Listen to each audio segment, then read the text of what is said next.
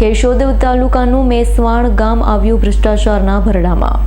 કેશોદ તાલુકાના મેસવાણ ગામના ઉપસરપંચ દ્વારા ભ્રષ્ટાચાર થયાના ખુલ્લાક્ષેપ કરાયા છે, જેમાં વોટર ફિલ્ટર પ્લાન્ટ મુકાયા પણ નથી, બિલો બની ગયા। ખાસ તો 20 કે 25 હજારના ફિલ્ટર મૂકી અંદાજિત 4 લાખ જેવી ગ્રાન્ટના બિલ ઉઘરાવવામાં આવ્યાની વાત સામે આવતા ઉપસરપંચને જાણ મળતા સત્ય બહાર આવ્યું હતું કે જે વસ્તુ આવેલી નથી અને બિલ તો ચૂકવણી પણ થઈ ગઈ છે। સરકારના પૈસાનો ખુલ્લો વેડફાટ થતો હોય, ભૂખ્યા ભૂંડ જેવા વચેટિયાઓ વચ્ચેથી ગ્રાન્ટનો ભાગ બટાઈ કરતા હોય, તે સિવાય પણ સીસીટીવી કેમેરા, કચરા માટેના ડસ્ટબિન જેવી વસ્તુઓમાં પણ લાવવામાં આવેલ વસ્તુ કરતા અનેક ગણા ભાવના બિલ ઉઘરાવવામાં આવ્યાની ચર્ચા ઉપસરપંચ દ્વારા કેશોદ તાલુકા પંચાયત કચેરી ખાતે લેખિતમાં જાણ કરી સંડોવાયેલા તમામને બહાર લાવવા ટીડીઓ કેશોદને લેખિતમાં જાણ કરવામાં આવી છે।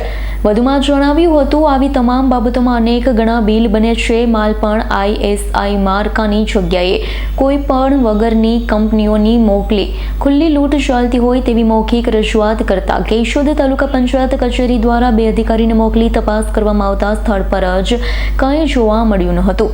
આજરોજ ઉપસરપંચ ભૂપત બાબરિયા દ્વારા તમામ મુદ્દે તપાસ કરવા ટીડીઓ કેશોદને લેખિતમાં જાણ કરી તપાસ કરવા જણાવ્યું હતું।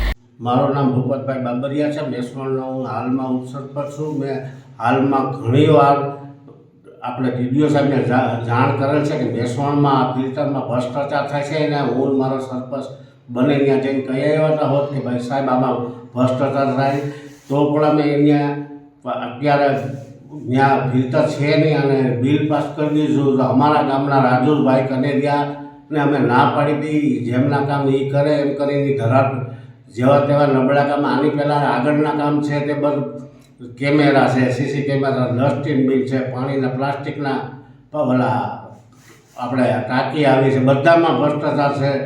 માનનીય શ્રી સાહેબને જણાવવાનું કે આમાં જ બનતું જે હોય તે કરે। અમે હાલમાં પણ આગળ અમે સાહેબને કીધેલ છે 4 લાખના ફિલ્ટરો છે તે પણ સામાન્ય દરજાના આવેલા હતા, અમે પાછા મોકલ્યા, છતાં ના પાડવા છતાં પણ 20-25 હજારનું ફિલ્ટર મૂકી દે। હવા કામ અમારે મેસવાણમાં જોતા નથી, આ સરકારની ગ્રાન્ટનો દુરુપયોગ કરે છે આ લોકો બધા।